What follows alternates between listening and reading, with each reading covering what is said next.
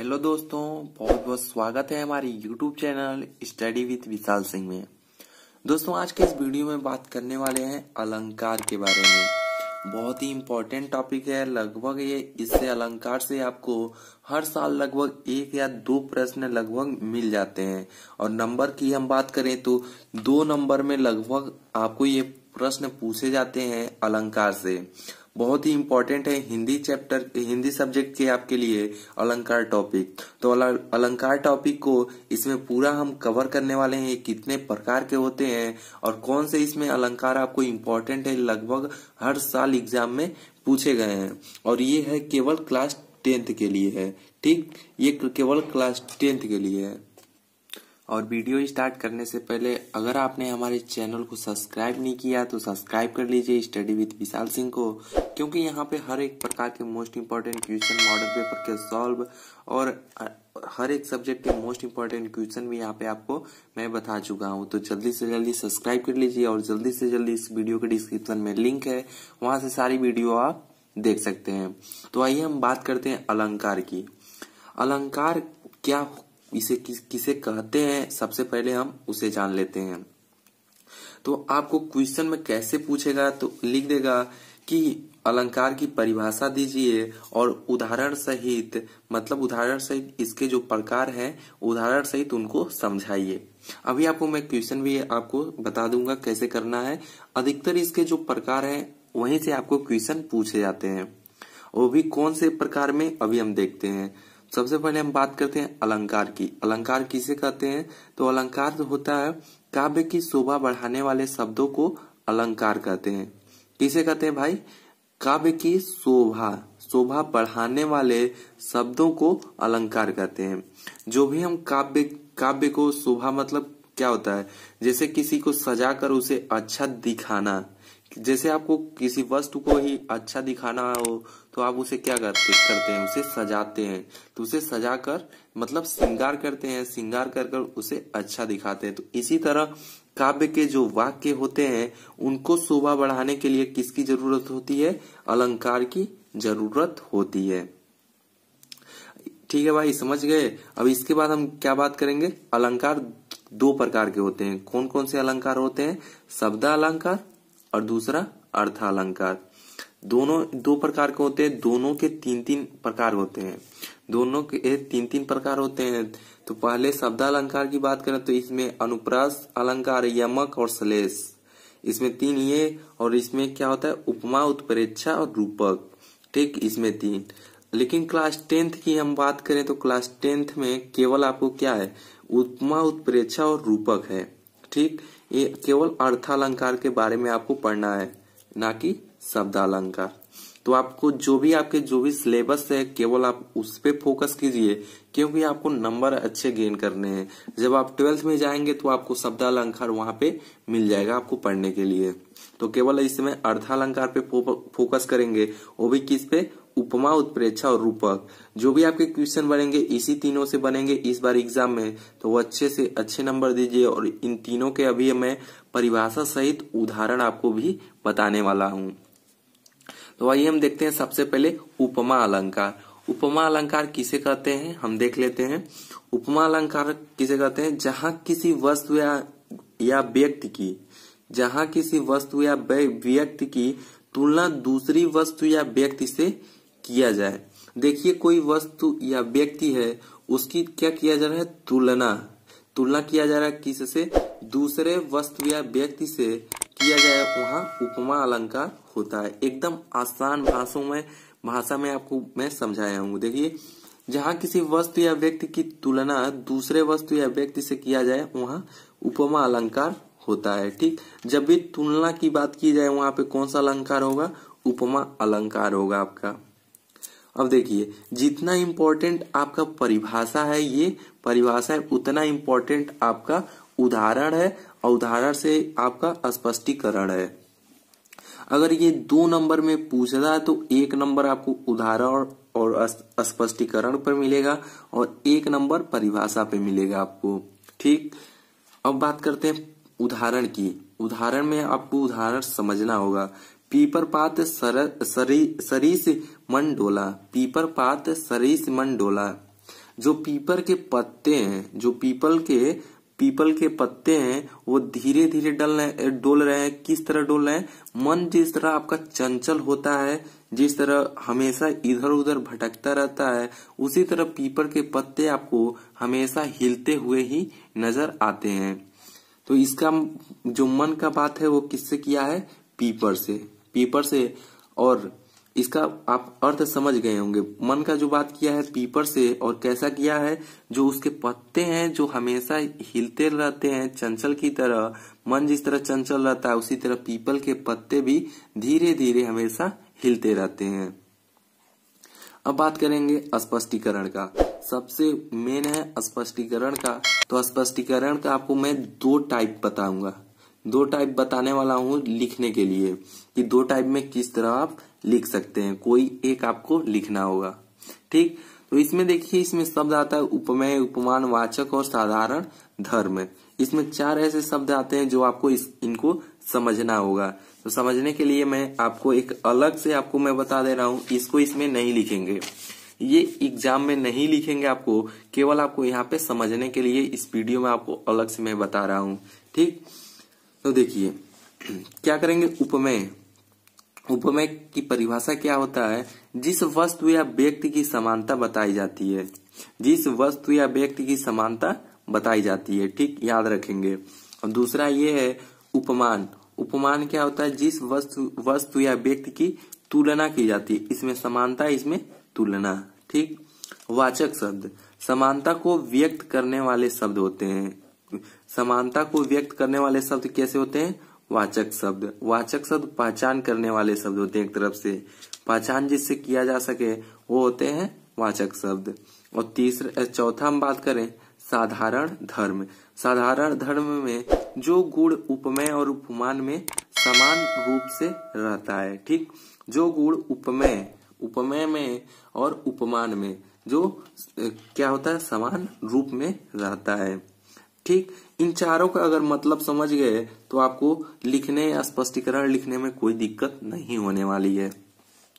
तो स्पष्टीकरण में यही चारों हमेशा लिखा जाता है। तो सबसे पहला इसमें क्या है? उपमेय। तो उपमेय की परिभाषा मैंने क्या बताया है? जिस वस्तु या व्यक्ति की समानता बताई जाती है। जिस व्यक्ति या वस्तु की समानता बताई जाती है, तो इसमें देखिए मन की समानता बताई जा रही है। किससे बताई जा रही है? पीपल से आपको बताई जा रही है, ठीक। तो मन की समानता पीपल से बताई जा रही है, ठीक। तो यहाँ उपमेय हो गया मन। उपमान क्या हो गया? पीपर पात। पीपर पात यहाँ पे लिखा गया, पीपर पात उपमान। उपमान की परिभाषा क्या होती है? जिस व्यक्ति या वस्तु से तुलना की जाती है। तो किससे तुलना की जा रही है? इसी पीपर पात मतलब पीपल के पत्ते से आपकी तुलना, मतलब मन जो है उसका तुलना किया जा रहा है। किससे किया जा रहा है? पीपल के पत्ते के।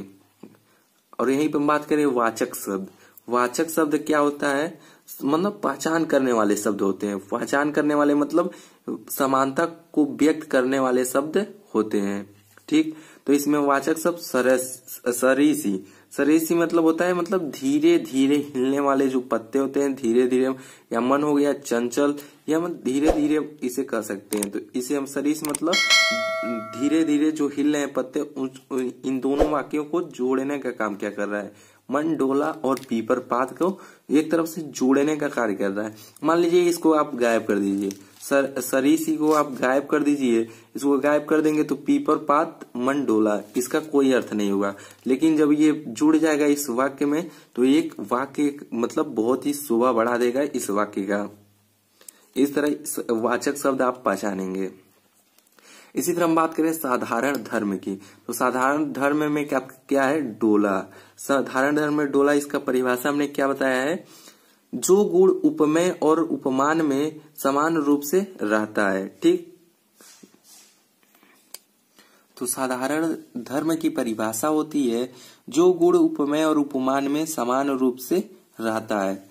जो उपमेय और उपमान में समान रूप से रहता है उसे हम क्या कहते हैं? साधारण धर्म कहते हैं, ठीक। तो इसमें डोला आपको लिया गया है। डोला क्यों लिया गया है? देखिए मन जो है वो भी डोल रहा है और पीपर के जो पत्ते हैं वो भी डोल रहे हैं। तो इसीलिए उपमेय और उपमान में देखिए, उपमेय और उपमान में जो समान रूप से रहता है उसे हम लेते हैं। ठीक, तो यहाँ पे डोला हो गया। देखिए एक टाइप ये हो गया आपको लिखने के लिए, टाइप एक तरफ से, वन था आपको स्पष्टीकरण लिखने के लिए। अब हम बात करते हैं टाइप 2 की।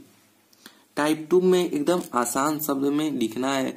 ये हमारे तरफ से आपको रहेगा, ये सबसे आसान तरीका है लिखने के लिए। ठीक, इसी तरह मैं लिखता था क्लास 10th में और लगभग अच्छे नंबर मिलते थे। तो स्पष्टीकरण का यहाँ पे हम बात करें तो इस उदाहरण में मन के डोलने मतलब चंचल होने की तुलना पीपल के हिलने वाले पत्ते से की गई है। देखिए एकदम आसान शब्दों में एकदम उसका केवल अर्थ लिखना है आपको।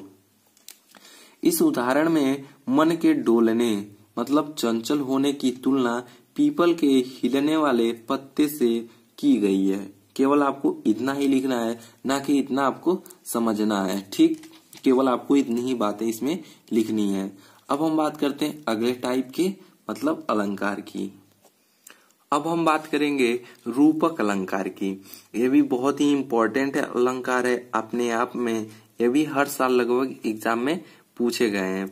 तो रूपक अलंकार की आपको परिभाषा में बताऊं, जहां उपमेय में उपमान का अभिन्नता प्रकट की जाए वहां रूपक अलंकार होता है।